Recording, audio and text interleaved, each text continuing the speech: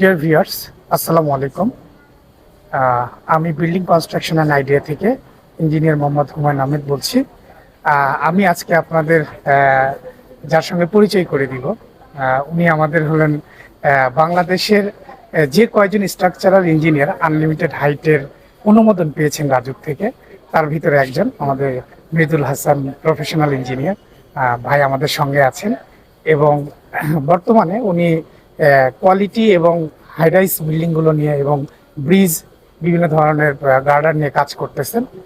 তো আমরা ভাইয়ের কাছ থেকে একটু অ্যাকচুয়ালি শুনবো যে এই যে উনি বাংলাদেশের এরকম একজন সম্মানিত ব্যক্তি, আল্লাহ ওনাকে সম্মান দান করেছেন। তো এবং আল্লাহর রহমতে আমরা যতদূর জানি, ভাইয়া আমার সাথে প্রায় 20 বছর ধরে পরিচিত।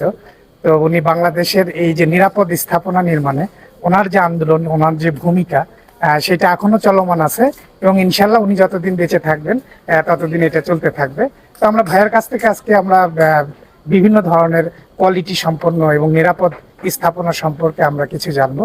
ভাইয়া আসসালামু আলাইকুম। ওয়ালাইকুম আসসালাম, ধন্যবাদ ভাইয়া, সবাইকে। কেমন আছেন আপনি? আছি, ভালো আছি। জি ভাইয়া, আপনি তো অনেক মূল্যবান একজন মানুষ, আপনার সময় পাওয়া খুবই কঠিন ব্যাপার। তারপর আজকে আপনাকে আমরা পেয়েছি। তো আপনি একটু আমাদের সকল বিল্ডিং মালিক এবং সাধারণ যে মানুষ যারা আছে বিল্ডিং সম্পর্কে ভালো কিছু জানতে চায়, ভালো কিছু করতে চায়, তো তাদের সচেতনতার জন্য আপনি একটু কিছু বলবেন প্লিজ।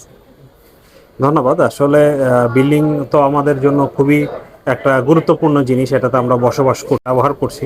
কিন্তু আমরা বিল্ডিং যখন বানাচ্ছি তখন আমাদের কিছু সামান্য সচেতনতা কিন্তু আমাদের লাইফকে, আমাদের যেই বসবাস, এটাকে আরো আমাদের এটাকে কাজে লাগতে পারে। তো প্রথমে আমি যেটা বলতে চাই যে বিল্ডিং এর ক্ষেত্রে ফার্স্টে এক গুরুত্বপূর্ণ জিনিস হচ্ছে যে সয়েল টেস্ট। তো সয়েল টেস্ট যদি বিল্ডিং এ ভালো মতো করে হয়, সেক্ষেত্রে দেখা যায় যে বিল্ডিং এর আপনার অনেক ডিজাইন এটা ইকোনমিক করা সম্ভব।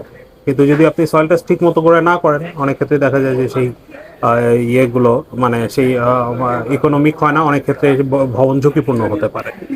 সেকেন্ড থিং হচ্ছে যে ম্যাটেরিয়ালের ব্যবহার যেগুলো আছে, ম্যাটেরিয়ালের ব্যবহারগুলি আমরা ঠিকঠাক মতো করে যে স্ট্রেংথ দেওয়া আছে ডিজাইনের, সেগুলো যদি মেনটেন হয়, তাহলে দেখা যাবে যে আপনার বিল্ডিংগুলো আরও দৃঢ় হচ্ছে, বিল্ডিংয়ের লাইফ বেড়ে যাচ্ছে অ্যাকচুয়ালি। হ্যাঁ, তো আমরা দেখেন যে বিল্ডিং এখন টিকে আছে, মানে এরকম না যে বিল্ডিং আপনার সবসময় টিকে থাকবে। বিল্ডিংয়ের যে লাইফ আছে সেই লাইফ পর্যন্ত বিল্ডিংয়ের টিকে থাকাটাই হচ্ছে গিয়ে বিল্ডিংয়ের উদ্দেশ্য। এবং বিল্ডিংয়ের যেই গুণগত যেই ব্যাপারগুলি আছে, এগুলি আমাদেরকে মাথায় রাখতে হবে। এবং যারা ডিজাইনার আছে, যোগ্য ইঞ্জিনিয়ার দিয়ে বিল্ডিং ডিজাইন করাতে হবে। আপনি প্রথমে যে বিল্ডিং ডিজাইন করাবেন, যিনি বিল্ডিং ডিজাইন করবে, যিনি কনসালটেন্ট হবে, তার ওই বিল্ডিংটা ডিজাইন করার যোগ্যতা আছে কিনা এটা একটু পরীক্ষা করে নেবেন। এটা এখন খুবই সহজ পরীক্ষা করা, আপনি খোঁজ খবর নিলেই জানতে পারবেন। রাজুকের যদি হয় তাহলে রাজুকের এনলিস্টেড ইঞ্জিনিয়ার কারা আছে, রাজুকের বাইরে হলে সেখানে এনলিস্টেড ইঞ্জিনিয়ার, আর্কিটেক্ট এবং ইলেকট্রিক্যাল ইঞ্জিনিয়ার, তাদের যোগ্য লোকজনদেরকে দিয়ে ডিজাইন করাবেন এবং নিজেও সুস্থ থাকবেন এবং আপনার বিল্ডিংও সুস্থ সবল থাকবে। এই হচ্ছে গিয়ে আমার আর পরিশেষে বলতে চাই যে আপনারা ভালো একজন কনস্ট্রাকশন কোম্পানিকে দিয়ে করাবেন বিল্ডিং কনস্ট্রাকশন অ্যান্ড আইডিয়া কে আমি সাধুবাদ জানাই যে এরা একটা মহৎ উদ্যোগ নিয়েছে যে এরকম ভালো কনস্ট্রাকশন করার। আপনারা ওদের সহায়তা নিতে পারেন, এটাই ওদের জন্য আমার শুভকামনা রইল। তো থ্যাংক ইউ ভাইয়া, আপনার অনেক মূল্যবান মতামত দেওয়ার জন্য।